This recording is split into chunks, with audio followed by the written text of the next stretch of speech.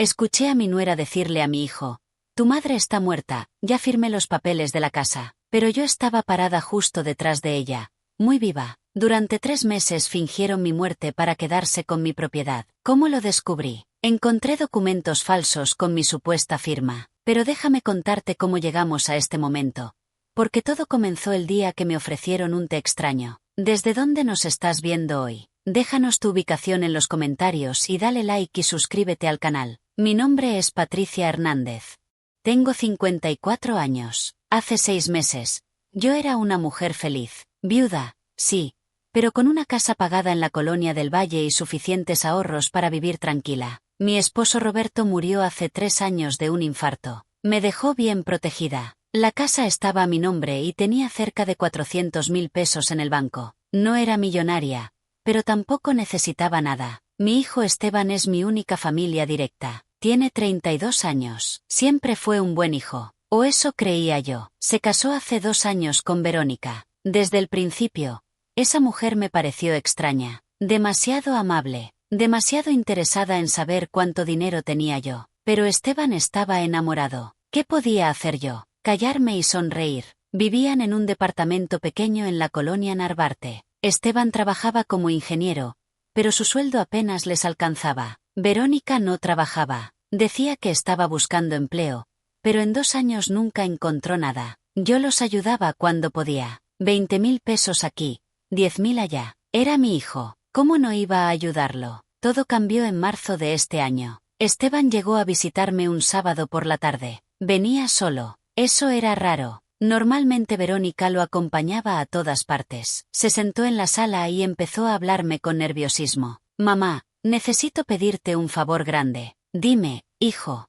¿Qué necesitas? Verónica y yo queremos poner un negocio. Una cafetería. Pero necesitamos 50.000 pesos para empezar. 50.000 pesos. No era poco dinero, pero era mi hijo. Pensé en el futuro. Pensé en que tal vez con un negocio propio estarían mejor. Tal vez Verónica dejaría de estar en la casa todo el día sin hacer nada. ¿Ya tienen un plan? ¿Ya buscaron el local? Sí, mamá, todo está listo. Solo necesitamos el capital inicial. Algo en su voz no sonaba bien. No me miraba a los ojos. Pero yo quería confiar en mi hijo. Siempre había confiado en él. Está bien. Mañana voy al banco y te transfiero el dinero. Esteban me abrazó. Gracias, mamá. Eres la mejor. Pero su abrazo se sintió frío. Mecánico. Al día siguiente cumplí mi promesa. 50.000 pesos menos en mi cuenta. Una semana después, Verónica apareció en mi casa con un pastel. Gracias por apoyarnos, suegra. Eres un ángel. Me abrazó y me dio una taza de té. Lo preparé especial para ti. Con miel y canela, como te gusta. El té tenía un sabor extraño, amargo, pero no quise ser descortés. Me lo tomé completo mientras Verónica me hablaba sobre la cafetería que supuestamente estaban abriendo. Media hora después, empecé a sentirme mareada. ¿Te sientes bien, suegra? Verónica me miraba con una sonrisa que ahora recuerdo como siniestra. Solo un poco cansada. Creo que voy a acostarme. Sí, descansa. Esteban y yo nos quedamos a cuidarte. Esa fue la primera vez. La primera vez que intentaron algo. Pero yo todavía no lo sabía. Desperté 12 horas después. Era de noche. Mi cabeza me dolía como si me hubieran golpeado con un martillo. Me levanté de la cama con dificultad. Las piernas me temblaban. Caminé hasta la sala. La casa estaba vacía. Esteban y Verónica ya no estaban. Sobre la mesa de la cocina había una nota. Mamá, te dejamos dormir. Nos llamaste diciendo que te sentías mal. Mañana venimos a verte. Cuídate. Esteban, ¿yo los llamé? No recordaba haber llamado a nadie. De hecho, ni siquiera recordaba haberme acostado. Lo último que recordaba era ese té amargo que Verónica me había dado. Busqué mi celular. Tenía 3 llamadas perdidas de mi amiga Claudia. La llamé de inmediato. Patricia, ¿dónde estabas? Te marqué toda la tarde. Estaba durmiendo. Me sentí mal. Otra vez. Ya van 3 veces este mes que me cancelas porque te sientes mal. Ya fuiste al doctor. Claudia tenía razón. Las últimas semanas me había sentido extraña. Cansada. Mareada. Pensé que era la presión alta. Tengo 54 años. Es normal que el cuerpo ya no sea el mismo. Pero 3 veces en un mes era demasiado. Decidí que iría al doctor la próxima semana. El lunes siguiente, Esteban apareció en mi casa sin avisar. Eran las 8 de la mañana. Yo apenas estaba tomando café. Hijo, qué sorpresa. ¿Pasó algo? No, mamá, solo vine a ver cómo estabas. El sábado te veías muy mal. Se sentó en la cocina. Miraba hacia todos lados, como buscando algo. Luego vi que sus ojos se fijaron en mi bolsa. La bolsa donde siempre guardo mis documentos importantes. Mi credencial, las escrituras de la casa, los papeles del banco. ¿Quieres desayunar? Le pregunté. No, gracias, ya comí. Se quedó 2 horas. Hablamos de cosas sin importancia, del clima, de sus amigos, de su trabajo, pero nunca mencionó la cafetería. Nunca me dijo cómo iban los planes del negocio. Cuando le pregunté, cambió el tema rápidamente. Todavía estamos viendo detalles. Mamá, ya te contaré cuando tengamos todo listo. Después de que se fue, revisé mi bolsa. Todo estaba en su lugar, pero algo no se sentía bien, como si alguien hubiera movido las cosas. Las escrituras de la casa estaban en una posición diferente. Yo siempre las guardo dobladas de cierta manera. Ahora estaban dobladas al revés. 2 semanas después, en abril, Verónica volvió a visitarme. Esta vez traía una botella de vino. Suegra, quiero disculparme. Sé que la última vez que vine te sentiste mal. Tal vez el té te cayó pesado. Hoy traje vino, para que brindemos por nuestro negocio. Ya abrieron la cafetería. Estamos a punto. Esta semana firmamos el contrato del local. Algo en mi interior me decía que no debía creer nada de lo que decía. Pero era la esposa de mi hijo, la madre de mis futuros nietos, o eso esperaba yo. Tenía que confiar, tenía que intentarlo. Abrimos el vino. Verónica sirvió 2 copas. Brindamos. El vino sabía normal, no como el té. Nos sentamos en la sala a platicar. Media hora después, empecé a sentir ese mismo mareo, esa misma sensación de que todo daba vueltas. Verónica, creo que me voy a acostar. No me siento bien. Ay, suegra. Otra vez. ¿Quieres que llame a un doctor? No, solo necesito descansar. Me ayudó a llegar a mi cuarto. Me acostó en la cama. Descansa, Patricia. Yo me quedo aquí abajo. Cualquier cosa que necesites, me gritas. Cerré los ojos. La habitación giraba. Escuché pasos en la planta baja. Escuché cajones abrirse y cerrarse. Escuché voces. Pero no podía moverme. Mi cuerpo no respondía. Cuando desperté, eran las 11 de la noche. Verónica ya no estaba. Bajé las escaleras con cuidado. La sala estaba en orden. Todo parecía normal, pero mi bolsa estaba abierta. Las escrituras de la casa ya no estaban dobladas. Estaban completamente abiertas. Y sobre la mesa había una hoja de papel que yo nunca había visto antes. Era una copia de las escrituras. Una copia que alguien había sacado. Sentí un escalofrío. ¿Para qué necesitaba Verónica una copia de las escrituras de mi casa? La guardé en un lugar seguro y decidí que al día siguiente hablaría con Esteban. Pero al día siguiente, todo cambió. Recibí una llamada del banco. Era el gerente. Señora Hernández, llamamos para confirmar el movimiento que hizo ayer por la tarde. ¿Qué movimiento? Yo no fui al banco ayer. Retiró 80.000 pesos en efectivo. Necesitamos que confirme que fue usted. Mi corazón se detuvo. 80.000 pesos. Yo no había retirado nada. Yo estaba dormida en mi casa, drogada por el vino que Verónica me dio. Tiene que haber un error. Yo no he retirado ningún dinero. Señora, tenemos su firma aquí. Y la persona presentó su identificación. Alguien estaba robándome. Alguien tenía mi identificación. O una copia. O algo peor. Colgué el teléfono y llamé a Esteban. No contestó. Le marqué 5 veces. Nada. Le mandé mensajes. Esteban, necesito hablar contigo urgentemente. Es sobre el banco. No respondió. Esa noche no pude dormir. Al día siguiente fui al banco personalmente. Pedí ver las grabaciones de seguridad del día del retiro. Y lo que vi me dejó helada. Era yo, o alguien que se parecía mucho a mí. Una mujer con mi estatura, mi color de cabello, mis lentes. Presentó una identificación y firmó los papeles. Pero yo sabía la verdad. Esa no era yo. El gerente del banco me miró con preocupación cuando vio mi expresión. Señora Hernández, ¿está segura de que no fue usted? Completamente segura. Ese día estuve en mi casa todo el tiempo. Alguien está robando mi identidad. Necesitamos levantar un reporte. Esto es fraude. Salí del banco temblando. 80.000 pesos, sumados a los 50.000 que le había dado a Esteban, Ya eran 130.000 pesos. Más de un tercio de mis ahorros. Tomé un taxi de regreso a casa. Necesitaba pensar. Necesitaba entender qué estaba pasando. Cuando llegué,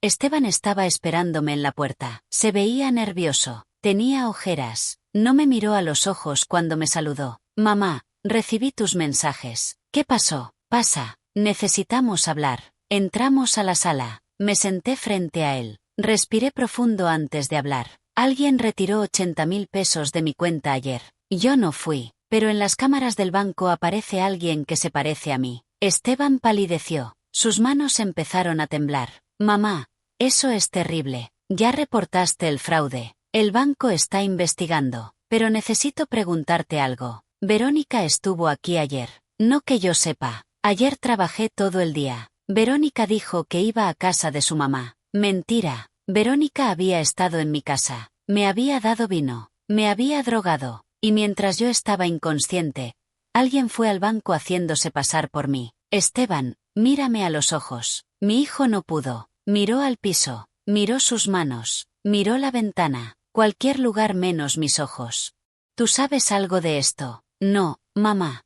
¿Cómo crees? Yo jamás te robaría. Pero su voz se quebró al final, como cuando era niño y mentía sobre haber roto algo. Yo conocía a mi hijo, y sabía que estaba mintiendo. Entonces explícame algo. ¿Para qué necesitaba Verónica copias de las escrituras de mi casa? Esteban se puso de pie de golpe. No sé de qué hablas. Las vi, Esteban. Las vi sobre mi mesa después de que Verónica estuvo aquí. Y me he sentido mareada y extraña cada vez que ella me trae algo de tomar. Estás paranoica, mamá. Verónica te adora. Solo quiere ayudarte. Ayudarme robándome. Nadie te está robando. Tal vez fuiste al banco y no te acuerdas. A tu edad es normal olvidar cosas. Esas palabras me dolieron más que una bofetada. Mi propio hijo cuestionando mi cordura. Mi propio hijo defendiendo a una ladrona. Mi propio hijo que probablemente estaba involucrado en todo esto. Vete de mi casa. Mamá, no seas dramática. Dije que te vayas.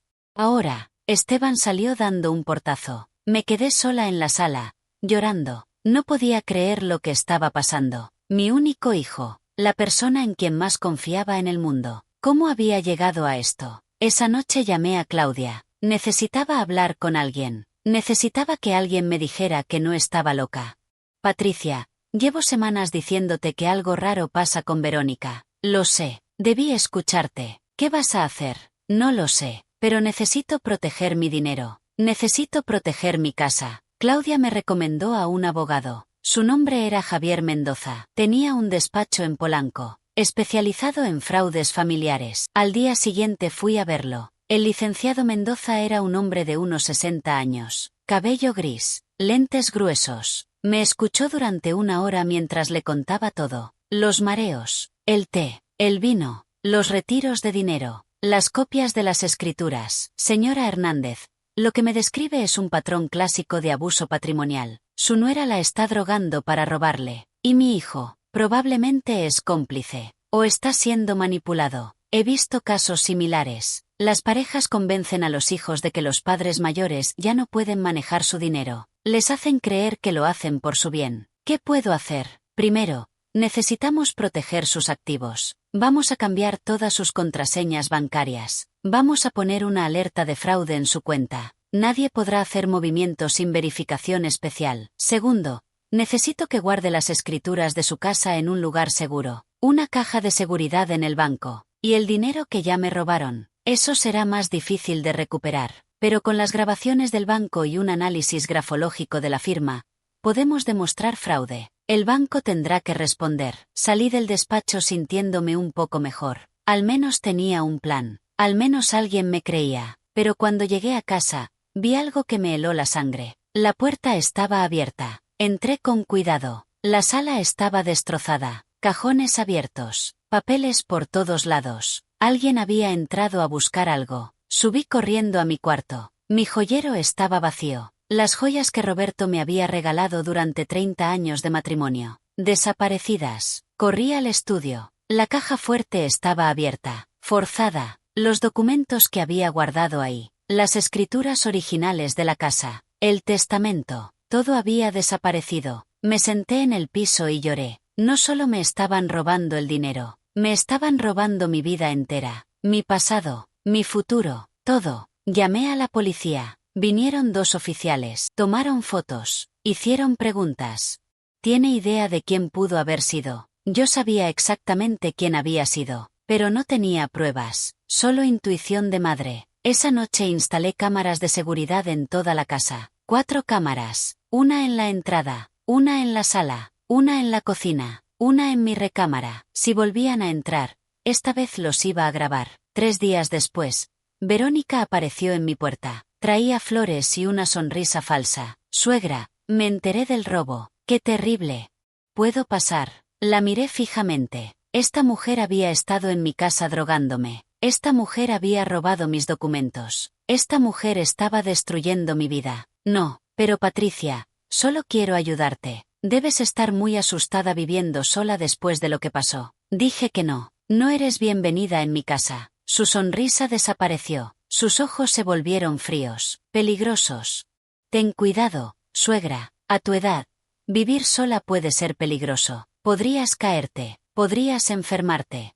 Podrían pasarte muchas cosas. Era una amenaza, clara y directa. Cerré la puerta en su cara. Las manos me temblaban. Verónica acababa de amenazarme. Ya no estábamos jugando. Esto se había vuelto peligroso. Llamé inmediatamente al licenciado Mendoza y le conté lo que había pasado. Señora Hernández, necesita grabar todas sus conversaciones con ellos. Su teléfono tiene grabadora. Úsela. Necesitamos evidencia. Y si vuelven a entrar a mi casa, las cámaras lo grabarán. Pero le recomiendo que cambie las cerraduras hoy mismo. Y no le dé llaves a nadie, ni siquiera a su hijo. Contraté a un cerrajero esa misma tarde. Puse cerraduras nuevas, 3 seguros en la puerta principal. 2 en la puerta trasera. Me sentía como prisionera en mi propia casa, pero al menos estaba segura. Durante 2 semanas no supe nada de Esteban ni de Verónica. El silencio era extraño, inquietante. Revisaba las cámaras todos los días. Nada, nadie se acercaba a mi casa. Empecé a pensar que tal vez se habían dado por vencidos. Qué equivocada estaba. Una tarde sonó el timbre. Miré por la ventana. Era un hombre que no conocía. Traía un portafolio. Vestía traje, se veía profesional.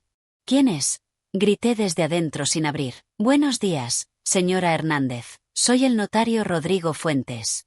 Vengo a entregarle unos documentos. ¿Qué documentos? Documentos legales relacionados con su propiedad. ¿Podría abrir? Solo necesito que firme de recibido. Algo no me gustó. Los notarios no aparecen en tu casa sin avisar. Saqué mi celular y empecé a grabar. Deslice los documentos por debajo de la puerta. El hombre dudó. Luego metió un sobre amarillo por debajo de la puerta. Lo recogí con cuidado. Adentro había varios papeles. Los empecé a leer y sentí que el piso se movía bajo mis pies. Era una demanda de interdicción. Mi hijo Esteban me estaba demandando para declararme incapaz de manejar mis propios asuntos. Alegaba que yo sufría de demencia senil, que me olvidaba de las cosas, que ponía en peligro mi salud y mi patrimonio. Pedía ser nombrado mi tutor legal. Pedía el control total de mi casa y mi dinero. Esto no puede ser legal, le grité al hombre a través de la puerta. Es completamente legal, señora. Tiene 30 días para responder. Si no responde,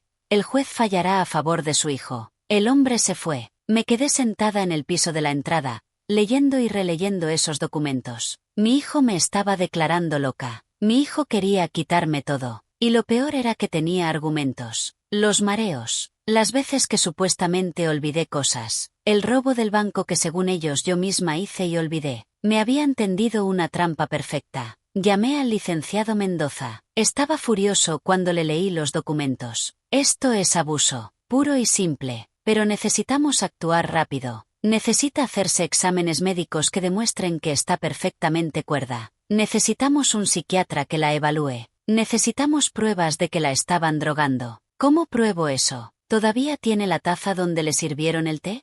La copa de vino. Las lavé. ¿Y las botellas? Corrí a la cocina. La botella de vino que Verónica había traído todavía estaba en el bote de basura. La saqué con cuidado. La tengo. Perfecto. Llévela a analizar. Hay laboratorios que pueden detectar sustancias sedantes incluso en los residuos. Y a partir de ahora, si ellos le ofrecen algo de comer o beber, no lo pruebe. Guárdelo.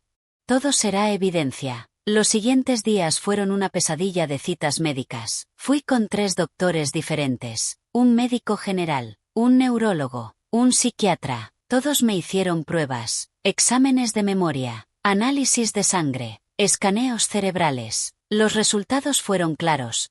Estaba perfectamente sana, no tenía demencia, no tenía ningún problema cognitivo. Mi mente estaba completamente clara. El laboratorio también me dio buenas noticias. La botella de vino contenía residuos de diazepam, una benzodiazepina fuerte. Verónica me había estado drogando con medicamento controlado. Eso era un delito grave. Con todos estos documentos, el licenciado Mendoza preparó nuestra respuesta a la demanda, pero me dijo algo que me dejó helada. Señora Hernández, necesito que entienda algo. Esta demanda es una distracción. Mientras usted está ocupada defendiéndose de esto, ellos están haciendo otra cosa, algo más grande. ¿Cómo qué? No lo sé, pero he visto casos así antes. Necesita estar muy alerta. Revise todos sus documentos, todos sus contratos, cualquier cosa que haya firmado en los últimos meses. Esa noche no pude dormir. Me quedé despierta revisando cada papel que tenía en la casa. Extractos bancarios, recibos, facturas, todo parecía normal, hasta que encontré algo extraño. Entre mis documentos había un papel que yo no recordaba haber visto antes. Era un poder notarial, un poder que supuestamente yo había firmado hace 2 meses. Un poder que le daba a Esteban autoridad para vender mi propiedad en mi nombre. La firma se parecía a la mía, pero yo sabía que no era mía. Las letras eran ligeramente diferentes. La H de Hernández tenía un trazo que yo nunca hago. Alguien había falsificado mi firma. Llamé al licenciado Mendoza a las 2 de la mañana. No me importó despertarlo. Lo encontré. Encontré lo que están planeando. Van a vender mi casa. ¿Tiene el documento? Sí. Y la firma es falsa. Puedo probarlo. Guárdelo en un lugar seguro. Mañana vamos con un perito calígrafo. Vamos a demostrar que es falsificación de documentos. Eso es un delito federal, señora Hernández. Su hijo y su nuera pueden ir a prisión por esto. Colgué el teléfono. Debería haberme sentido aliviada. Tenía pruebas, tenía evidencia, podía defenderme, pero lo único que sentía era tristeza. Tristeza porque mi hijo había llegado tan lejos, porque estaba dispuesto a robarme, a declararme loca, a vender mi casa sin mi permiso. ¿En qué momento perdí a mi hijo? A las 7 de la mañana sonó mi celular. Era un número desconocido. Contesté con precaución. Señora Patricia Hernández. Sí. ¿Quién habla? Soy el licenciado Torres, del Registro Público de la Propiedad. Llamo para informarle que su propiedad ubicada en la Colonia del Valle ha sido puesta en venta. El trámite de transferencia comenzará la próxima semana. Eso es imposible. Yo no he autorizado ninguna venta. Señora, aquí tenemos un poder notarial firmado por usted, y su hijo Esteban Hernández ya encontró un comprador. La venta se cerrará en 10 días. Esa firma es falsa. Ese poder es falso. Mi hijo me está robando. Hubo un silencio largo del otro lado de la línea. Señora, esas son acusaciones muy serias. Son acusaciones verdaderas. Y voy a probarlo. Colgué y me vestí rápidamente. Tenía 10 días. Solo 10 días para detener la venta de mi casa. Para salvar lo único que me quedaba de mi vida con Roberto. La guerra apenas comenzaba. A las 8 de la mañana estaba en el despacho del licenciado Mendoza. Le mostré el documento del poder notarial falso y le conté sobre la llamada del registro público. 10 días no es mucho tiempo, pero es suficiente. Vamos a solicitar una suspensión de trámite por presunto fraude. También vamos a presentar una denuncia penal contra su hijo y su nuera por falsificación de documentos y fraude patrimonial. Eso detendrá la venta. Sí. Ningún registro puede procesar una transferencia de propiedad si hay una denuncia penal activa. Pero señora Hernández, necesito advertirle algo. Cuando presentemos esta denuncia, ya no habrá vuelta atrás. Su hijo enfrentará cargos criminales. Pensé en Esteban, en el niño que había criado, en el joven que se graduó de la universidad, en el hombre que me abrazaba y me decía que me amaba. Pero ese hombre ya no existía. O tal vez nunca existió. Tal vez siempre solo esperó el momento correcto para traicionarme. Presente la denuncia. Fuimos directo a la fiscalía. Presentamos todos los documentos, los exámenes médicos, el análisis del vino con diazepam, el poder notarial falso, las grabaciones de las cámaras de seguridad, todo. El agente del Ministerio Público revisó los documentos durante 1 hora. Luego me miró con seriedad. Señora Hernández, esto es suficiente para proceder. Vamos a girar órdenes de comparecencia para Esteban Hernández y Verónica Sánchez. También vamos a congelar cualquier trámite relacionado con su propiedad. ¿Cuánto tiempo tomará? Las órdenes se giran hoy. En 48 horas deben presentarse a declarar. Si no lo hacen, giramos órdenes de aprehensión. Salí de la fiscalía sintiendo una mezcla extraña de alivio y terror. Había dado el paso. Había denunciado a mi propio hijo. Ya no había vuelta atrás. Esa tarde, mientras estaba en casa revisando documentos, sonó mi celular. Era Esteban. Su voz sonaba desesperada. Mamá, ¿qué hiciste? Defendí lo que es mío. Acaban de llamarme de la fiscalía. Dicen que me denunciaste. ¿Cómo pudiste hacerme esto? La audacia de sus palabras me dejó sin aliento. ¿Cómo pude? ¿Cómo pudiste tú intentar vender mi casa? ¿Cómo pudiste falsificar mi firma? ¿Cómo pudiste demandarme para declararme loca? Mamá, no entiendes. Lo hacíamos por tu bien. Estás enferma. No te das cuenta, pero estás enferma. Tengo 3 certificados médicos que dicen lo contrario. Y tengo pruebas de que Verónica me drogaba. Encontré el diazepam en el vino. Esteban, silencio. Un silencio largo y pesado. No sabes lo que estás haciendo, dijo finalmente. Su voz había cambiado. Ya no sonaba desesperada. Sonaba amenazante. Vas a arrepentirte de esto. Me estás amenazando. Te estoy advirtiendo. Retira la denuncia. Olvida todo esto. Deja que yo maneje tus cosas. Es lo mejor para todos. No, mamá, por favor, no me obligues a hacer algo que no quiero hacer. ¿Cómo qué? Matarme. Eso es lo siguiente en su plan. Esteban colgó. Me quedé con el teléfono en la mano, temblando. La conversación había quedado grabada. Era más evidencia, pero también era una confirmación de mis peores miedos. Mi hijo era capaz de cualquier cosa. Esa noche activé todas las alarmas de la casa. Puse sillas contra las puertas. Dormí con el teléfono en la mano y el número de emergencias listo para marcar. Cada ruido me despertaba. Cada sombra me asustaba. A las 3 de la mañana, una de las cámaras de seguridad detectó movimiento. Revisé el vídeo en mi teléfono. Había alguien afuera de mi casa. Una figura con sudadera negra caminaba alrededor del perímetro, probando las ventanas, revisando las puertas. Llamé a la policía. Hay alguien intentando entrar a mi casa. Llegaron en 10 minutos, pero para entonces la figura ya se había ido. Los policías revisaron el perímetro. Encontraron marcas en una de las ventanas traseras. Alguien había intentado forzarla. Señora, ¿tiene enemigos? Sí.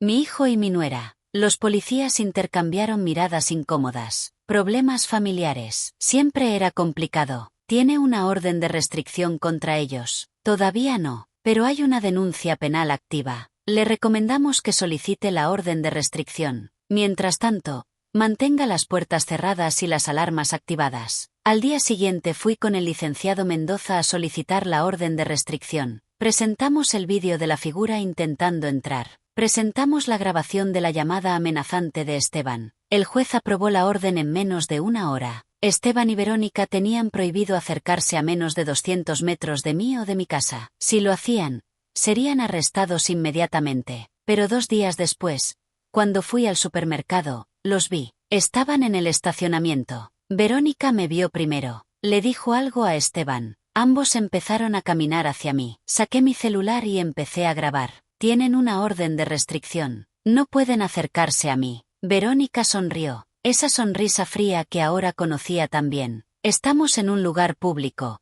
Suegra. Tenemos derecho a estar aquí. Se van o llamo a la policía. Llama. A ver si te creen. Una vieja paranoica que acusa a su propio hijo de robarle. Esteban no decía nada. Solo me miraba. Sus ojos estaban vacíos. Como si no me conociera. Como si yo fuera una extraña. Esteban, por favor. Todavía podemos arreglar esto. Retira la demanda de interdicción. Admite lo del poder falso. Y yo retiro mi denuncia. No hay nada que admitir. Mamá, tú firmaste ese poder. Estabas teniendo uno de tus episodios si no lo recuerdas. Tengo peritos que demuestran que la firma es falsa. Tenemos doctores que van a testificar que sufres de demencia, dijo Verónica. Doctores de verdad, no los charlatanes que tú pagaste para que mintieran. Los míos son de hospitales certificados. Los nuestros son mejores y más creíbles, porque además tenemos testigos. Gente que te ha visto confundida, olvidadiza.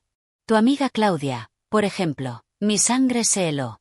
¿Qué tiene que ver Claudia en esto? Nada todavía, pero sería una pena si algo le pasara, si tuviera un accidente, o si alguien entrara a robar a su casa. Ya sabes cómo está la inseguridad. Ahora estaban amenazando a mi mejor amiga. Habían cruzado otra línea. Si le tocan un pelo a Claudia, los mato. Verónica se rió. ¿Oíste eso, Esteban? Tu madre acaba de amenazarnos de muerte. Qué bueno que estoy grabando esta conversación. Más evidencia de su inestabilidad mental. Sacó su teléfono. Efectivamente, estaba grabando. Me habían tendido otra trampa. Cualquier cosa que dijera ahora podría usarse en mi contra. Me di la vuelta y caminé hacia mi carro. Las manos me temblaban tanto que apenas pude meter la llave. Escuché a Verónica gritar detrás de mí. Esto no se acaba hasta que firmes esa casa, vieja terca. Una forma u otra, esa propiedad será nuestra. Manejé directo a casa de Claudia. Necesitaba advertirle. Cuando le conté lo que Verónica había dicho,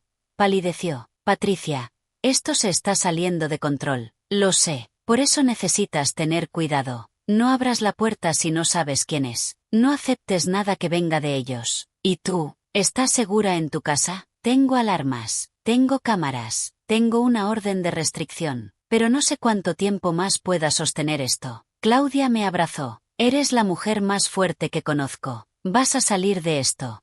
Te lo prometo. Pero cuando regresé a mi casa esa noche y revisé el correo, encontré algo que me hizo dudar de todo. Era una carta del hospital. Una carta que decía que había sido internada en urgencias hace 3 días por un episodio psicótico. Yo nunca había ido a ese hospital. Nunca había tenido ningún episodio. Pero ahí estaba, un reporte médico oficial, con mi nombre, mi edad, mi dirección, describiendo un episodio donde supuestamente había llegado confundida, agresiva, sin recordar quién era. Estaban construyendo un expediente falso. Estaban creando evidencia de mi supuesta demencia. Y lo estaban haciendo tan bien que empecé a dudar de mi propia cordura. ¿Y si tenía razón Verónica? ¿Y si realmente estaba enferma y no me daba cuenta? No, no podía pensar así. Eso era exactamente lo que ellos querían. Llamé al licenciado Mendoza inmediatamente y le envié una foto del reporte médico falso. Esto es falsificación de documentos oficiales. Es un delito grave, señora Hernández. Vamos a investigar quién emitió este reporte. ¿Y si tienen un médico cómplice? ¿Y si realmente hay un expediente en ese hospital con mi nombre? Entonces iremos personalmente al hospital y demostraremos que usted nunca estuvo ahí. Las cámaras de seguridad del hospital lo probarán. Los registros de entrada y salida. No pueden falsificar todo. Al día siguiente fuimos al Hospital General de Zona. Pedimos hablar con el director. Le mostramos el reporte falso. El director revisó su sistema durante varios minutos con el ceño fruncido. Aquí no hay ningún registro de que Patricia Hernández haya sido atendida en los últimos 6 meses. Este documento tiene nuestro membrete, pero el número de folio no existe en nuestro sistema. ¿Pueden darnos eso por escrito? Por supuesto. También voy a presentar una denuncia interna. Alguien está usando nuestro membrete para crear documentos falsos. Salimos del hospital con una carta oficial confirmando que el reporte era fraudulento. Era otra pieza de evidencia a nuestro favor, pero también era prueba de que tan lejos estaban dispuestos a llegar Esteban y Verónica. Esa tarde recibí una llamada de un número desconocido. Contesté con la grabadora activada. Señora Patricia Hernández. Sí. ¿Quién habla? Mi nombre es Ricardo Salazar. Soy investigador privado. Fui contratado por su hijo Esteban para seguirla y documentar su comportamiento. Mi corazón dio un vuelco. Me estaban vigilando. ¿Por qué me llama? Porque lo que me pidieron hacer no es ético. Querían que fabricara evidencia. Vídeos editados, fotos sacadas de contexto, reportes falsos de comportamiento errático. Me ofrecieron 50.000 pesos. Y aceptó. Tomé el anticipo. 20.000 pesos.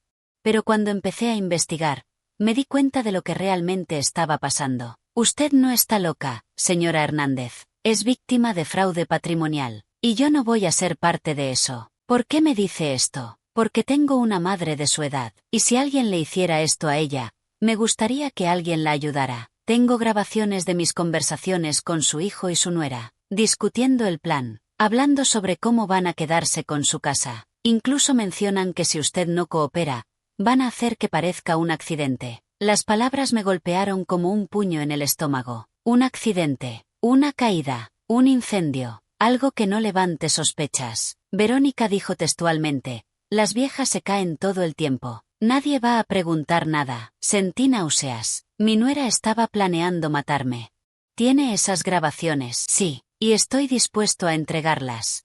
Pero necesito protección. Si se enteran de que los traicioné, soy hombre muerto. Verónica tiene contactos peligrosos. ¿Qué tipo de contactos? Gente que resuelve problemas. Gente que hace desaparecer personas. Su nuera no es quien aparenta ser, señora Hernández. Antes de casarse con su hijo, tuvo problemas legales, fraude, extorsión.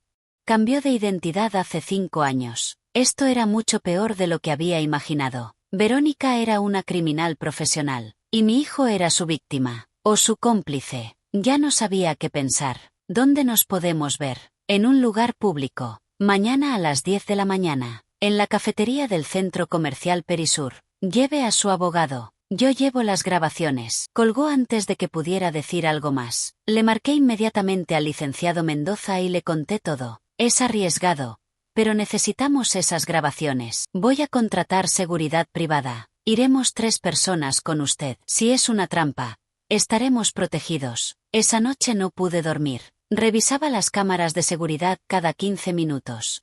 Cada ruido me hacía saltar. Sabía que Verónica estaba planeando matarme. Y yo estaba sola en esta casa grande, vulnerable. Llamé a Claudia. ¿Puedo quedarme en tu casa esta noche? Por supuesto. ¿Estás bien? No, pero te cuento cuando llegue. Empaqué una maleta pequeña, documentos importantes, algo de ropa, mi laptop con todas las evidencias respaldadas. Salí de la casa mirando hacia todos lados. Cada sombra podía ser Verónica. Cada carro estacionado podía tener a alguien esperando. Llegué a casa de Claudia temblando. Ella me preparó té y me escuchó mientras le contaba sobre el investigador privado y las amenazas de muerte. Patricia, necesitas protección policial. Ya tengo una orden de restricción. Los policías dicen que no pueden hacer más hasta que haya un ataque real. Tienen que esperar a que te maten. Aparentemente, dormí en el cuarto de visitas de Claudia. O al menos lo intenté. Cada vez que cerraba los ojos, veía a Verónica empujándome por las escaleras. Veía a mi casa en llamas. Veía mi propio funeral con Esteban y Verónica firmando los papeles de mi casa. A las 9 de la mañana, el licenciado Mendoza pasó por mí con 2 guardias de seguridad. Hombres grandes, serios, con chalecos antibalas discretos bajo sus chaquetas. ¿Es necesario todo esto?, pregunté. Si ese investigador tiene razón sobre los contactos de Verónica, entonces sí, es completamente necesario. Llegamos a Perisur a las 10 en punto. La cafetería estaba en el 2.º piso. Los guardias se posicionaron en las entradas. El licenciado Mendoza y yo nos sentamos en una mesa con vista a todo el lugar. Ricardo Salazar llegó 5 minutos después. Era un hombre de unos 40 años. Delgado, nervioso, miraba constantemente hacia todos lados. ¿Trajeron seguridad?, preguntó cuando se sentó. Sí, es un problema. No, es inteligente. Sacó una memoria USB de su bolsillo. Aquí está todo. 6 horas de grabaciones. Conversaciones entre Esteban y Verónica. Conversaciones de Verónica con otras personas. Discutiendo precios. Métodos. Todo. El licenciado Mendoza tomó la memoria. ¿Cómo obtuvo estas grabaciones? Me pidieron que instalara micrófonos en la casa de la señora Hernández para documentar sus supuestos episodios. Pero en lugar de eso, puse micrófonos en el departamento de ellos. Durante 2 semanas he estado grabando todo. Eso es ilegal, lo sé, pero es la única forma de proteger a la señora Hernández. Esas grabaciones no servirán como evidencia legal, pero le darán información. Le dirán exactamente qué están planeando. ¿Y qué están planeando exactamente?, pregunté. Ricardo me miró con tristeza. Van a esperar a que gane la demanda de interdicción. Si pierden en corte, van a plan B. Verónica tiene contacto con un hombre que hará que su muerte parezca un robo que salió mal. Ya pagó el anticipo. 30.000 pesos. El trabajo se hará en las próximas 2 semanas. Me costaba respirar. Mi nuera había contratado a alguien para matarme. Esto ya no era fraude. Era intento de homicidio. ¿Tiene el nombre de ese hombre? Solo un apodo. El Flaco. Verónica lo contactó a través de un primo suyo que tiene antecedentes penales, pero en las grabaciones ella menciona varios detalles, suficientes para que la policía pueda rastrearlo. El licenciado Mendoza guardó la memoria USB. Señor Salazar, Necesitamos que declare formalmente. Con protección de testigos si es necesario. Haré lo que sea necesario, pero necesito que me protejan. Verónica descubrió que la estaba grabando. Ayer encontró uno de los micrófonos. Sabe que alguien la traicionó. Y sabe que fui yo. ¿Cómo lo sabe? Porque ayer recibí esto. Ricardo sacó su celular y nos mostró una foto. Era una foto de él entrando a su edificio, tomada desde un carro, con un mensaje: sabemos dónde vives, sabemos dónde trabaja tu esposa, sabemos dónde van tus hijos a la escuela. Mantén la boca cerrada. Necesita ir con la policía ahora mismo, dijo el licenciado Mendoza. No puedo. Si voy a la policía, mi familia está en peligro. Si no va, usted está en peligro. Y la señora Hernández también. En ese momento, uno de los guardias se acercó rápidamente a nuestra mesa. Licenciado, tenemos un problema. Hay 2 hombres en el estacionamiento. Han estado dando vueltas alrededor del carro de la señora Hernández durante los últimos 10 minutos. Uno de ellos acaba de sacar fotos de las placas. Nos estaban vigilando. Sabían que estábamos aquí. Sabían que estábamos hablando con Ricardo. Necesitamos irnos. Ahora, dijo el licenciado Mendoza. Salimos de la cafetería rápidamente. Los guardias nos rodearon mientras caminábamos hacia el elevador. Bajamos al estacionamiento. Los 2 hombres seguían ahí. Cuando nos vieron, uno de ellos sacó su celular e hizo una llamada. Subimos a los carros. Los guardias primero, luego el licenciado Mendoza y yo. Ricardo en su propio carro. Salimos del estacionamiento en caravana. Los 2 hombres nos siguieron. Los guardias manejaban adelante, nosotros en medio, y Ricardo atrás. Los 2 hombres en una camioneta negra nos seguían a 3 carros de distancia. El licenciado Mendoza llamó inmediatamente a la policía. Tenemos un código de acoso vehicular. Estamos siendo seguidos por 2 sujetos potencialmente peligrosos. Vamos por Periférico Sur hacia el norte. Mientras esperábamos respuesta, vi por el espejo retrovisor cómo la camioneta se acercaba más. Ricardo tocaba el claxon desesperadamente tratando de cambiar de carril, pero la camioneta lo bloqueaba. Lo están acorralando, grité. El conductor guardia aceleró. Agárrense. Tomamos la salida de Universidad a alta velocidad. La camioneta nos siguió. Ricardo también logró tomar la salida en el último segundo. 2 patrullas aparecieron con sirenas encendidas. La camioneta frenó bruscamente. Se metió en reversa y tomó la salida anterior. Los perdimos. Nos reagrupamos en una gasolinera. Ricardo salió de su carro pálido y temblando. Casi me sacan de la carretera. Querían hacerme estrellar. Los policías tomaron nuestras declaraciones. Les dimos la descripción de la camioneta y de los 2 hombres. Les explicamos la situación. Uno de los oficiales me miró con seriedad. Señora, usted necesita protección. Esta gente no está jugando. Ya tengo una orden de restricción. Eso es un papel. Necesita protección real. Guardias, cámaras. Refugio temporal. El licenciado Mendoza intervino. Ya estamos trabajando en eso. Por ahora, la señora Hernández se quedará en un lugar seguro. Después de que los policías se fueron, Ricardo me entregó algo más. Casi lo olvido. Esto también estaba en el departamento de su hijo. Era una caja de zapatos. Adentro había documentos. Muchos documentos. Contratos falsos. Más poderes notariales con mi firma falsificada. Incluso había un testamento. Un testamento que supuestamente yo había firmado dejándole todo a Esteban. ¿De dónde sacó esto? Estaba escondido en el closet de Verónica. Ella guarda todo. Es meticulosa. Pensé que podría servirle. Era más que útil. Era evidencia contundente de conspiración para cometer fraude. Con esto, Esteban y Verónica enfrentarían años de prisión. Gracias, Ricardo. Acabas de salvarme la vida. Solo devuélvales el golpe, señora. Gente como Verónica no puede salirse con la suya. Nos separamos. Ricardo se fue a un hotel con su familia mientras buscaba protección de testigos. Nosotros fuimos directo al despacho del licenciado Mendoza. Durante 3 horas revisamos todas las grabaciones de la memoria USB. Era peor de lo que imaginaba. Escuché a Verónica decir cosas horribles. La vieja es un estorbo. Mientras esté viva, no podemos hacer nada con la casa. ¿Y si simplemente la convences de que firme?, preguntaba Esteban en una de las grabaciones. Ya lo intenté. Es más cerca de lo que pensé. Necesitamos el plan B. No quiero matarla, Verónica. Es mi madre. ¿Prefieres que nos quedemos pobres? Esa casa vale más de 3 millones de pesos. Con ese dinero podemos empezar de nuevo. irnos a otro país. Vivir bien, pero es asesinato, es supervivencia. Además, tiene 54 años. No es que le queden muchos años de vida, solo estamos acelerando lo inevitable. Escuchar a mi hijo debatir si matarme o no me destrozó. Lloré. El licenciado Mendoza pausó la grabación y me pasó un pañuelo. Señora Hernández, sé que esto es difícil.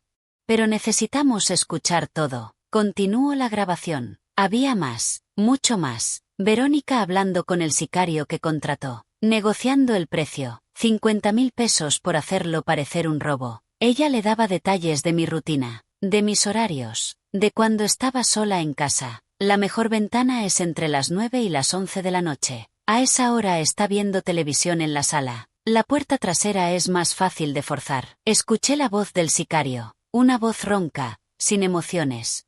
¿Tiene alarmas? Sí, pero tengo los códigos. El hijo me los dio. Debe parecer violento o limpio. Violento, como un robo, golpes, tal vez un cuchillo, pero nada que deje evidencia forense que los conecte con ustedes. Me sentí enferma. Corrí al baño del despacho y vomité. Esta mujer había planeado cada detalle de mi asesinato, y mi hijo le había dado los códigos de mis alarmas. Cuando regresé, el licenciado Mendoza tenía una expresión grave. Con estas grabaciones podemos acusarlos de conspiración para cometer homicidio. Es suficiente para órdenes de aprehensión inmediatas. Hágalo. Quiero que los arresten hoy. Hay un problema. Ricardo obtuvo estas grabaciones ilegalmente. Un juez podría declararlas inadmisibles como evidencia. Entonces, ¿de qué sirven? Sirven para saber exactamente qué enfrentamos. Y sirven para que la policía sepa dónde buscar. Con esta información, pueden intervenir los teléfonos de Esteban y Verónica legalmente. Pueden vigilarlos. Pueden atraparlos en el acto. ¿Y mientras tanto? ¿Espero a que envíen al sicario a matarme? No. Mientras tanto, usted desaparece. El licenciado Mendoza tenía un plan. Me llevarían a un departamento seguro que su despacho usaba para proteger testigos en casos peligrosos. Nadie sabría dónde estaba, ni siquiera Claudia. Mientras yo estaba escondida, la policía montaría una operación para atrapar a Verónica contactando al sicario. ¿Cuánto tiempo tendré que esconderme? Una semana, tal vez 2. Depende de qué tan rápido podamos ejecutar la operación. No tenía opción. Esa noche empaqué lo esencial y me mudé al departamento seguro. Era un lugar pequeño en la colonia Roma. Segundo piso, sin balcones, una sola entrada con doble cerradura. Un guardia de seguridad en el edificio las 24 horas. Los primeros días fueron una tortura. No podía salir, no podía llamar a nadie. Solo esperaba noticias del licenciado Mendoza. Me pasaba las horas viendo las noticias, leyendo, tratando de no volverme loca. El cuarto día, el licenciado Mendoza vino a visitarme con noticias. La policía intervino los teléfonos de Esteban y Verónica. Grabaron una conversación entre Verónica y el sicario. Están planeando ejecutar el trabajo este fin de semana. El sábado por la noche. Van a detenerlos. Mejor, van a dejar que el sicario vaya a su casa. Pero la policía estará esperando. Cuando intente entrar, lo arrestarán. Y después irán por Verónica. Tendrán evidencia fresca. No podrá negarlo. Y Esteban está en una posición complicada. En las grabaciones legales de la policía, él no participa directamente. Solo Verónica. Es posible que él alegue que no sabía nada. Que Verónica lo engañó también. Pero yo escuché las otras grabaciones. Él sabe todo. Lo sé. Pero esas grabaciones no son admisibles. Necesitamos más evidencia contra él. El jueves en la noche, recibí una llamada inesperada. Era Esteban. No sé cómo consiguió el número del departamento seguro. Su voz sonaba desesperada. Mamá, ¿dónde estás? He ido a tu casa. No estás ahí. Estoy preocupado. Estoy en un lugar seguro, lejos de ustedes. Mamá, necesito hablar contigo. En persona. Es urgente. No voy a verte. Esteban, sé todo lo que planean. Sé del sicario. Sé que quieren matarme. Silencio. Un silencio largo y pesado. No es lo que piensas. Entonces, ¿qué es? Es Verónica. Ella está loca. Yo no quería nada de esto. Ella me obligó. Me amenazó. Dijo que si no la ayudaba, le diría a la policía que yo maté a papá. Me quedé helada. ¿Qué dijiste? Papá, el infarto. No fue natural. Mamá, fue Verónica. Ella lo envenenó. Y tiene pruebas que me incriminan a mí. Por eso he hecho todo lo que me pidió. Tengo miedo. No podía procesar lo que estaba escuchando. Verónica había matado a Roberto. Y estaba chantajeando a Esteban. ¿Por qué no me dijiste esto antes? Porque tenía miedo. Porque pensé que podía controlarla. Pero ya no puedo. Está fuera de control. Va a hacer que maten a alguien este fin de semana. Mamá, y no eres tú. ¿Qué quieres decir? El sicario no va por ti. Va por Claudia. Verónica cambió el plan. Dijo que si Claudia muere, tú te derrumbarás. Serás más fácil de manipular. Más fácil de declarar incompetente. Sentí que el mundo se detenía. Claudia, mi mejor amiga, estaba en peligro por mi culpa. Tienes que advertirle. Tienes que protegerla. Por favor, mamá, no dejes que Verónica mate a más gente. Colgó. Me quedé con el teléfono en la mano, temblando. ¿Era verdad? ¿O era otra manipulación? ¿Otra forma de hacerme salir de mi escondite? Llamé al licenciado Mendoza inmediatamente. Esteban me llamó. Dice que el objetivo cambió. Que van por Claudia. Es una trampa. Quieren que salgas. Quieren que bajes la guardia. ¿Y si es verdad? ¿Y si Claudia está en peligro? El licenciado Mendoza guardó silencio por un momento. Voy a enviar protección a la casa de Claudia. Ahora mismo. Pero usted se queda donde está. Entendido. Entendido. Pero esa noche no pude dormir. No podía dejar de pensar en Claudia. En Roberto. En todo lo que había perdido. En todo lo que todavía podía perder. Y empecé a preguntarme si esconderme era realmente la solución, o si era hora de enfrentar a Verónica cara a cara. El viernes en la mañana, el licenciado Mendoza llegó al departamento con noticias contradictorias. Claudia está bien. Pusimos vigilancia en su casa, pero tenemos un problema. La policía perdió contacto con el sicario. Las últimas conversaciones interceptadas fueron hace 2 días. No sabemos dónde está ni cuál es el plan actual. ¿Qué significa eso? Significa que no sabemos quién es el objetivo real. Podría ser usted, podría ser Claudia, podría ser cualquier persona cercana a usted. Verónica pudo haber cambiado de método de comunicación. Me senté en el sofá, agotada, una semana escondiéndome y seguíamos sin resolver nada. No puedo vivir así para siempre, escondida, con miedo, esperando que me maten. Lo sé, por eso estamos acelerando todo. El fiscal está preparando las órdenes de aprehensión basándose en las intervenciones telefónicas legales que tenemos. Para el lunes, tanto Esteban como Verónica estarán arrestados. Y si para el lunes ya es demasiado tarde, el licenciado Mendoza no tenía respuesta. Esa tarde, mientras revisaba obsesivamente las noticias en mi teléfono, recibí un mensaje de un número desconocido. Era una foto de Claudia entrando a su casa. Tomada hace apenas 1 hora según la fecha en la imagen, y un mensaje: ¿sabes dónde encontrarnos? Ven sola o ella paga. Las manos me temblaban. Le mandé captura al licenciado Mendoza inmediatamente. Es una trampa obvia, me dijo por teléfono. Quieren que vayas. Quieren tenerte vulnerable, pero tienen vigilada a Claudia. Si hacen algo, los guardias la protegerán. Enviaron la foto hace 1 hora. Déjame verificar. 5 minutos después me devolvió la llamada. Su voz sonaba tensa. Patricia, los guardias reportan que Claudia no ha salido de su casa en todo el día. Esa foto no es de hoy, es de ayer. La están usando para presionarla. Respiré aliviada, pero el alivio duró poco. Un segundo mensaje llegó. Esta vez era un vídeo de 10 segundos. Claudia atada a una silla, amordazada, con los ojos llenos de terror, y la voz de Verónica de fondo. Tienes 2 horas, sola. O tu amiga muere, grité. Llamé al licenciado Mendoza otra vez. Tienen a Claudia.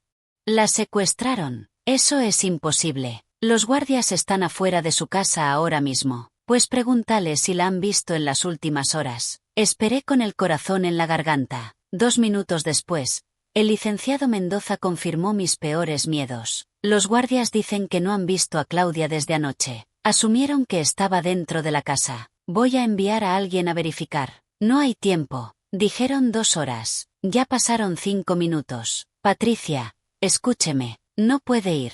Es exactamente lo que quieren. Es mi mejor amiga. Está en peligro por mi culpa. Y usted morirá si va. Eso no ayudará a nadie. Pero yo ya había tomado una decisión. Colgué el teléfono. Agarré mi bolsa. Salí del departamento antes de que el guardia de seguridad pudiera detenerme. Tomé un taxi en la esquina. ¿A dónde, señora? Les di la dirección del departamento de Esteban y Verónica. Era donde tenía que ir. Era donde estaban esperándome. Durante el trayecto, pensé en todo lo que había pasado. En Roberto, en el hijo que creí conocer, en la vida que había construido y que ahora estaba destruida. Pensé en Claudia, en su lealtad, en su amistad de 30 años. No podía dejar que muriera por mí. Llegué al edificio en la colonia Narvarte. Subí las escaleras hasta el tercer piso. Mi corazón latía tan fuerte que pensé que explotaría. Toqué la puerta del departamento 304. Verónica abrió. Tenía una sonrisa triunfante. Sabía que vendrías, suegra. El amor de madre es tan predecible. ¿Dónde está Claudia? Adentro. Pasa.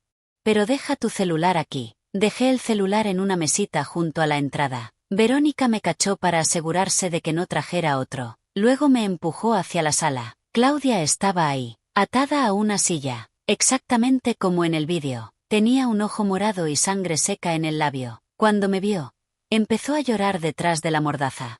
Claudia, lo siento tanto. Qué conmovedor, dijo Verónica. La reunión de las dos amigas. Lástima que será la última. Esteban estaba sentado en el sofá. Se veía terrible, ojeroso, demacrado. No me miraba a los ojos. Esteban, por favor, esto tiene que terminar. Ya es muy tarde, mamá. Su voz sonaba muerta, sin emoción. Verónica sacó un arma, una pistola pequeña. La apuntó hacia mí casualmente, como si fuera un control remoto. Siéntate al lado de tu amiga. Me senté. Verónica sacó más cuerda y empezó a atarme las manos. Las amarró tan fuerte que me cortaba la circulación.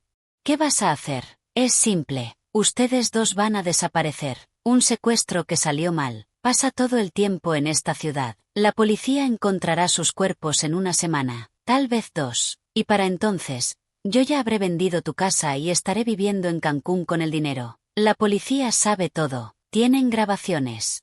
Tienen evidencia. Tienen grabaciones inadmisibles obtenidas ilegalmente por un investigador que ya no existe. Mi sangre se heló. ¿Qué hiciste? Ricardo Salazar tuvo un accidente automovilístico anoche. Muy trágico. Su carro se salió del camino y cayó por un barranco. No sobrevivió. Ni su esposa, ni sus 2 hijos. Sentí náuseas. Esa mujer había matado a una familia entera. Eres un monstruo. Soy una superviviente. Y tú eres un obstáculo que finalmente voy a eliminar. Esteban se puso de pie bruscamente. Verónica, dijiste que solo íbamos a asustarlas. Dijiste que las dejaríamos ir si mamá firmaba los papeles. Y tú me creíste. Verónica se rió. Eres tan estúpido como tu padre. Él también creyó que solo queríamos su dinero. No sabía que yo quería todo. Mataste a mi padre. Por supuesto. Un poco de anticongelante en su café cada mañana durante 2 meses. Síntomas perfectos de enfermedad cardíaca. Nadie sospechó nada. Esteban palideció. Vi algo quebrarse en sus ojos. Como si finalmente despertara de un hechizo. Mataste a mi papá. Y ahora voy a matar a tu mamá. Y a su amiga entrometida. Y tú vas a ayudarme a deshacernos de los cuerpos.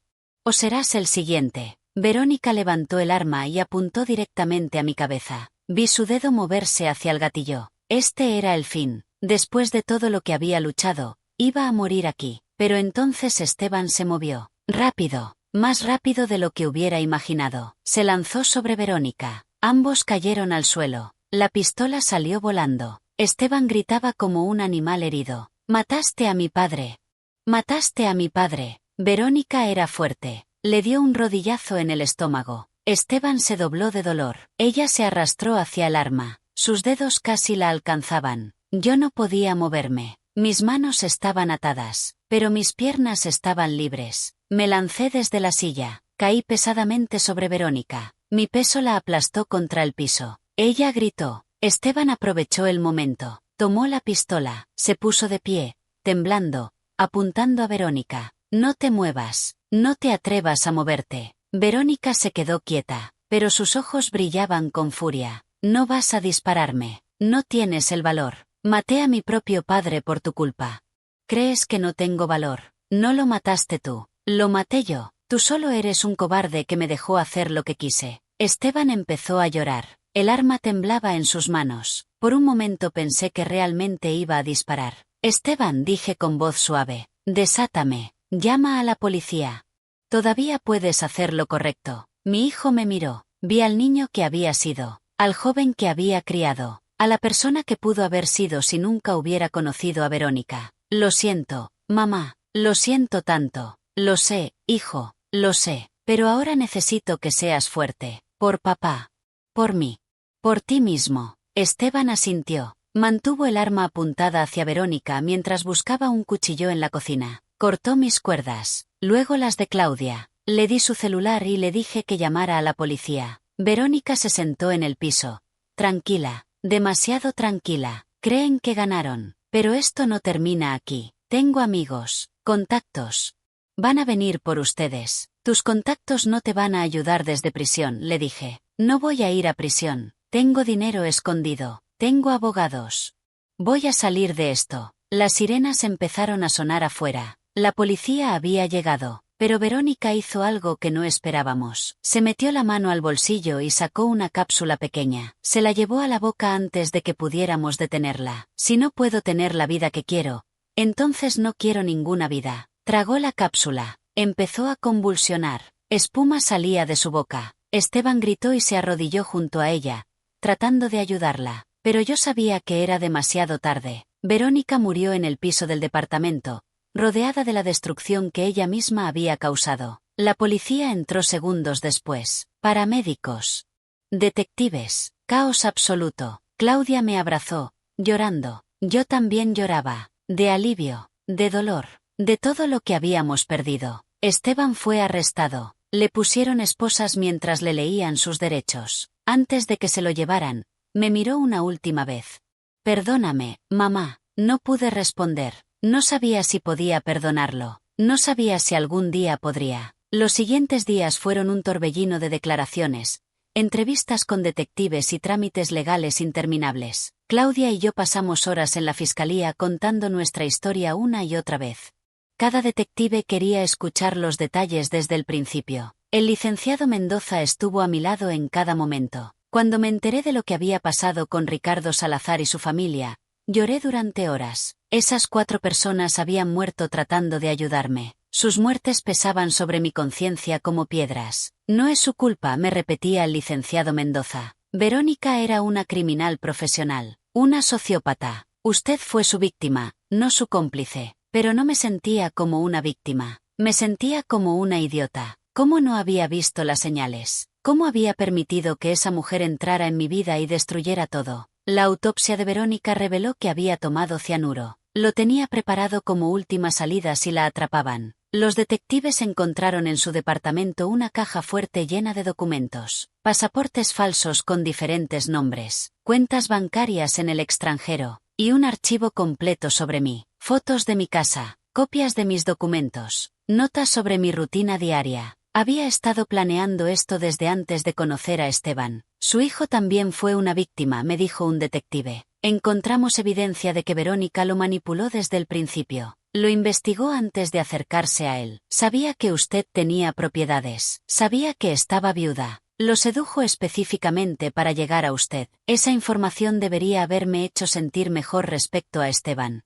Pero no fue así, porque incluso si Verónica lo había manipulado, él había tomado decisiones. Él había elegido el dinero sobre su madre. Él había dado los códigos de mis alarmas. Él había falsificado documentos. Esteban fue procesado y enviado a prisión preventiva mientras esperaba juicio. Enfrentaba cargos de conspiración para cometer fraude, falsificación de documentos y complicidad en intento de homicidio. Su abogado argumentaba que había sido manipulado y coaccionado por Verónica, que también era una víctima. El fiscal no estaba de acuerdo. Las grabaciones mostraban que Esteban sabía exactamente lo que estaba pasando, que había participado voluntariamente en muchos de los planes. Sí, Verónica lo había manipulado, pero él era un adulto responsable de sus acciones. 2 semanas después del incidente, fui a visitar a Esteban en prisión. El licenciado Mendoza me aconsejó que no fuera. No le debe nada, señora Hernández. Usted es la víctima aquí. Lo sé, pero necesito cerrar este capítulo. Necesito mirarlo a los ojos y decirle lo que siento. La sala de visitas era fría y gris. Esteban entró con un uniforme naranja y esposas. Se veía horrible. Había perdido peso. Tenía ojeras profundas. Cuando me vio,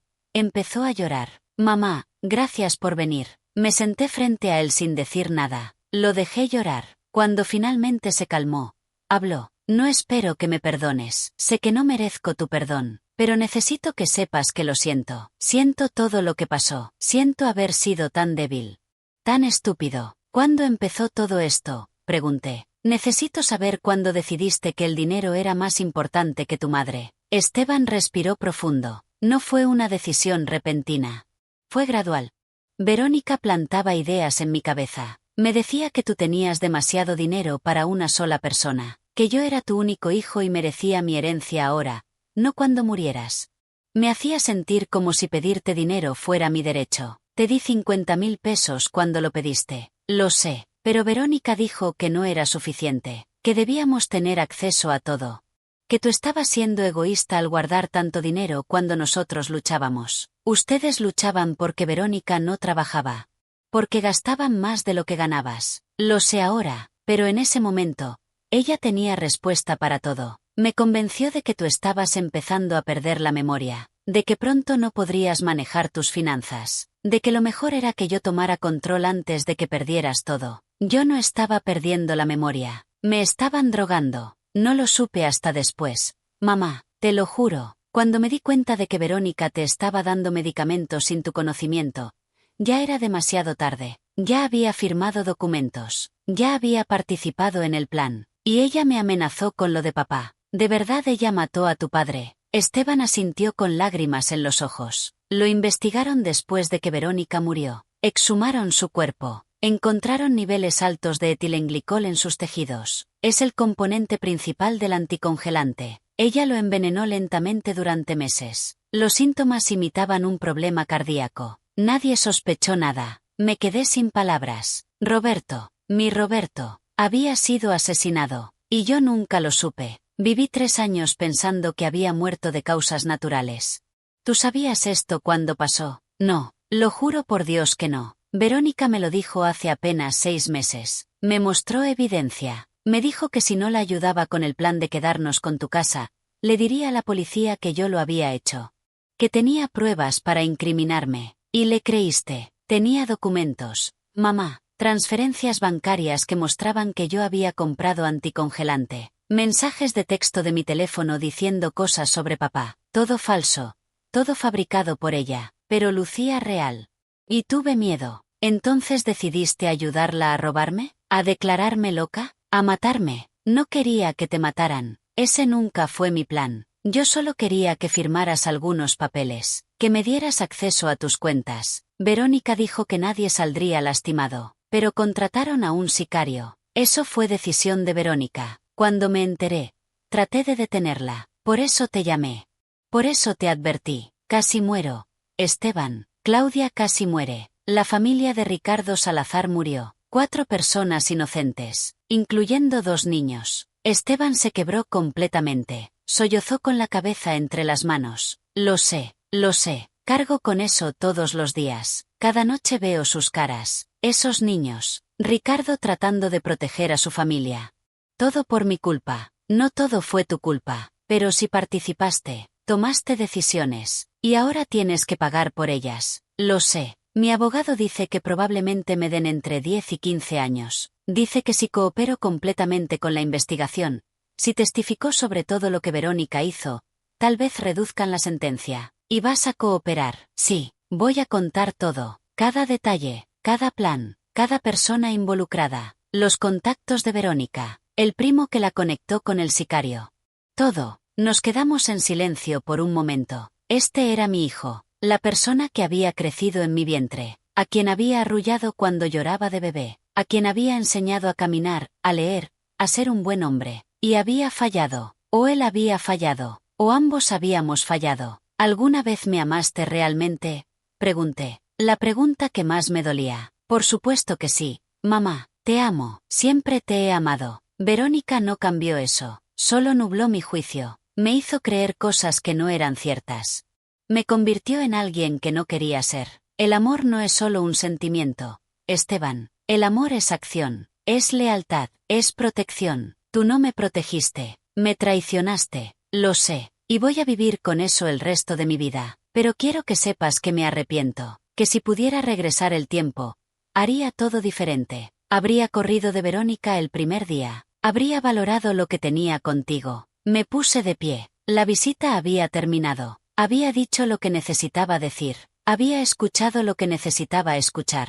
Voy a vender la casa, le dije. No puedo vivir ahí después de todo lo que pasó. Demasiados recuerdos. Demasiado dolor. Voy a venderla y mudarme a otro lugar. Empezar de nuevo. Entiendo. El dinero de la venta lo voy a donar a organizaciones que ayudan a víctimas de fraude patrimonial, a familias que perdieron seres queridos por violencia. Nada de ese dinero irá a ti, ni ahora ni nunca. Esteban asintió. No lo quiero. No quiero nada que venga de lo que hicimos. Bien, porque no recibirás nada. Estás fuera de mi testamento. Cuando yo muera, todo lo que tengo irá a caridad. Tú no eres mi heredero. Ya no eres mi familia. Esas palabras lo golpearon como una bofetada, pero era necesario decirlas. Algún día podrás perdonarme. No lo sé, Esteban. Honestamente no lo sé. Tal vez con el tiempo, tal vez nunca, pero ahora mismo, necesito alejarme, necesito sanar, y no puedo hacer eso contigo en mi vida. Salí de la sala de visitas sin mirar atrás. Escuché a Esteban gritar mi nombre, escuché sus sollozos. Pero no me detuve, seguí caminando. Afuera, Claudia me esperaba en el carro. Me vio la cara y supo que había sido difícil.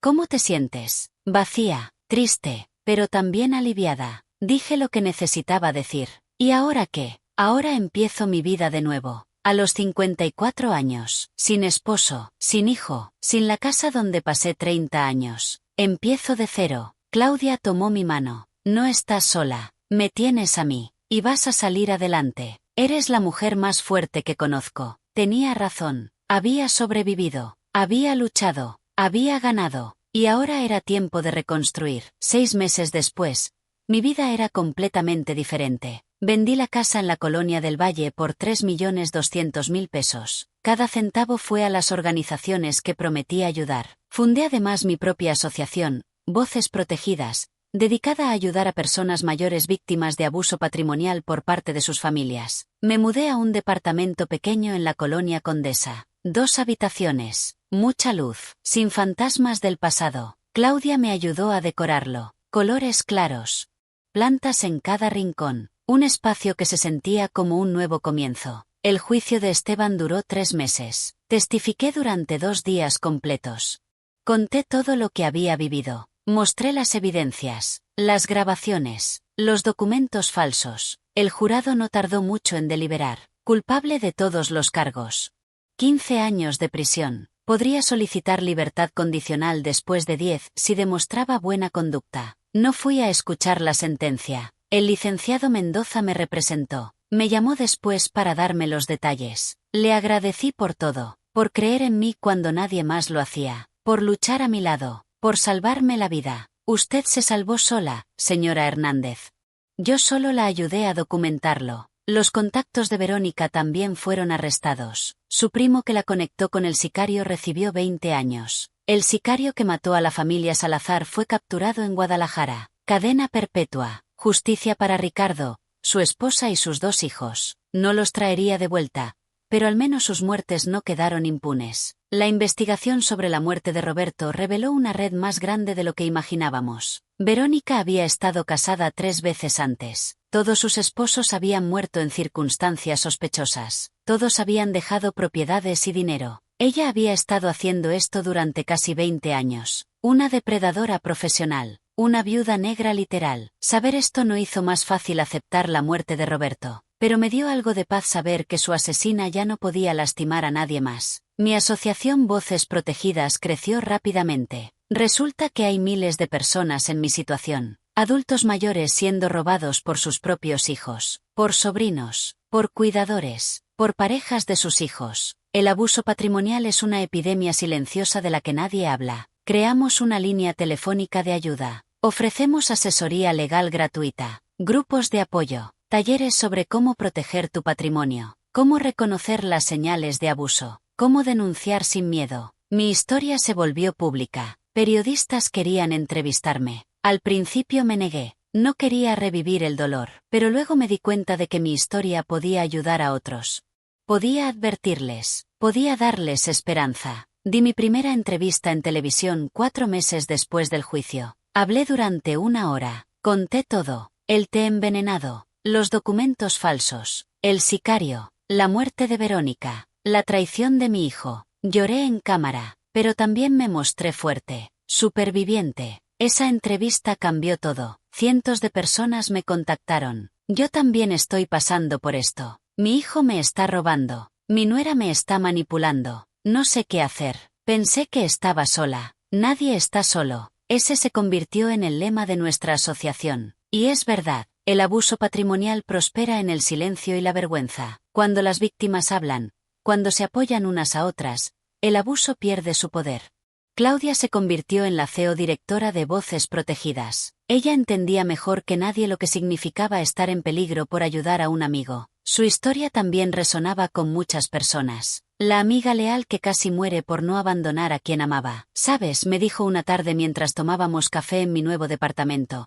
Antes de todo esto, mi vida era bastante aburrida. Iba al trabajo, volvía a casa, veía televisión, repetía. Ahora siento que tengo un propósito. Estamos salvando vidas. Patricia tenía razón. Cada semana recibíamos mensajes de personas que habían escapado de situaciones de abuso gracias a nuestra ayuda. Adultos mayores que habían recuperado su dinero. Familias que habían evitado tragedias porque reconocieron las señales a tiempo. En cuanto a Esteban, no he vuelto a verlo desde aquella visita en prisión. Me escribe cartas, una cada 2 meses. Las leo todas. Algunas me hacen llorar. En ellas habla de su arrepentimiento, de su terapia en prisión, de cómo está tratando de entender cómo se convirtió en la persona que fue, de cómo quiere ser mejor. No le respondo las cartas. Todavía no puedo. Tal vez algún día, tal vez nunca. El perdón es un proceso personal. No se puede forzar, no se puede apurar. La terapeuta que empecé a ver me dice que es normal sentir emociones contradictorias. Puedo amar al hijo que fue y odiar al hombre en que se convirtió. Puedo extrañar a mi familia y agradecer que ya no sean parte de mi vida. Las emociones humanas no son simples, son complejas, llenas de matices. Lo que sí sé es que ya no vivo con miedo. Cambié todas mis contraseñas, puse nuevas medidas de seguridad en mis cuentas bancarias. Hice un testamento claro e irrevocable con el licenciado Mendoza como albacea. Nadie podrá robarme otra vez. Pero más importante, aprendí a confiar en mi intuición. Aquellas primeras señales que ignoré sobre Verónica, la forma en que preguntaba demasiado sobre dinero, su interés excesivo en mis documentos, la manera en que me hacía sentir culpable por no darles más. Todo estaba ahí. Yo lo vi, pero no quise creerlo. Ahora cuando algo no se siente bien, lo digo. Cuando alguien cruza un límite, lo detengo. Ya no me preocupa ser dramática o paranoica. Prefiero ser precavida y estar viva que ser confiada y estar muerta. Un año después de todo el incidente, organicé un evento en memoria de la familia Salazar. Invité a miembros de su familia extendida, a amigos, a colegas de Ricardo. Pusimos una placa en un parque público con sus nombres. Una pequeña manera de asegurar que no fueran olvidados. Durante el evento, la hermana de Ricardo se me acercó. Tenía los ojos llenos de lágrimas. Gracias por hacer esto. Gracias por recordarlos. Gracias por convertir su muerte en algo que salva a otros. Nos abrazamos y lloramos juntas. Dolor compartido, pero también esperanza compartida. Hoy, mientras escribo estas palabras, tengo 55 años. He vivido una vida completa. He amado, he perdido, he sido traicionada, he sobrevivido, y he encontrado un nuevo propósito. Si estás leyendo esto y te identificas con mi historia, quiero que sepas algo. No estás loca, no estás exagerando. Si tu familia te hace sentir incómoda con su interés en tu dinero, confía en ese sentimiento. Si te presionan para firmar documentos, detente. Si te ofrecen bebidas que te hacen sentir extraña, no las tomes. Tu patrimonio es tuyo. Lo trabajaste, lo ganaste. Nadie tiene derecho a tomarlo de ti, ni siquiera tu familia, especialmente no tu familia. Y si ya estás en una situación de abuso, busca ayuda. Habla con un abogado, habla con la policía, habla con organizaciones como la nuestra. No estás sola. Hay gente que te creerá, hay gente que te ayudará. La familia no se define solo por la sangre, se define por el amor, por el respeto, por la lealtad. Esteban dejó de ser mi familia el día que decidió que mi dinero valía más que mi vida. Claudia se convirtió en mi familia el día que arriesgó su vida para salvar la mía. Escoge sabiamente quien llamas familia. En cuanto a mí, estoy reconstruyendo mi vida. pieza por pieza, día por día. Tengo un departamento que amo, un trabajo que me llena, amigos que me valoran, paz mental que no tenía hace un año. ¿Extraño a Esteban? Sí. Extraño al niño que fue, al joven que pudo haber sido, pero no extraño al hombre que traicionó mi confianza y puso en peligro mi vida. ¿Perdonaré algún día? Tal vez. El perdón es más para mí que para él, para liberarme del peso del odio. Pero el perdón no significa olvidar, no significa volver a confiar, significa soltar el veneno para que no me siga lastimando. Por ahora, camino hacia adelante, con la cabeza en alto, con las lecciones aprendidas, con cicatrices que me recuerdan mi fuerza. Sobreviví, luché, gané, y si yo pude hacerlo, tú también puedes. A todas las mujeres mayores que están siendo abusadas por sus familias, hablen, denuncien, luchen. Su vida vale más que cualquier propiedad, su dignidad vale más que mantener la paz familiar, su seguridad es lo más importante. No sean corteses con quien las está destruyendo, no guarden silencio por vergüenza, no esperen a que sea demasiado tarde. Yo casi muero por esperar demasiado, por darle demasiadas oportunidades a gente que no las merecía, por creer que el amor familiar era incondicional. Aprendí que el amor verdadero viene con respeto, con honestidad, con protección. Todo lo demás es solo manipulación disfrazada de afecto. Hoy me despierto en mi departamento lleno de luz. Preparo mi café sin miedo de que esté envenenado. Reviso mis cuentas bancarias sabiendo que el dinero sigue ahí. Salgo a caminar sin mirar sobre mi hombro constantemente. Esta es mi victoria. No la casa, no el dinero, no la sentencia de prisión de mi hijo. Mi victoria es la paz. Es poder dormir sin pesadillas. Es confiar en mi propia cordura. Es saber que tomé el control de mi vida cuando más lo necesitaba. Si mi historia te ayudó de alguna manera, entonces todo lo que pasé tuvo sentido. Si mi dolor evita el tuyo, entonces valió la pena compartirlo. Soy Patricia Hernández. Tengo 55 años. Soy sobreviviente de fraude patrimonial familiar. Soy fundadora de Voces Protegidas. Soy amiga. Soy luchadora. Soy fuerte. Y tú también puedes serlo. No importa tu edad. No importa cuánto hayas perdido, no importa qué tan desesperada te sientas ahora, siempre hay una salida, siempre hay esperanza, siempre hay personas dispuestas a ayudar. Solo tienes que dar el primer paso, el paso más difícil, el paso de admitir que necesitas ayuda, el paso de reconocer que algo está mal, el paso de decidir que mereces algo mejor. Yo di ese paso, y me salvó la vida. Ahora te toca a ti.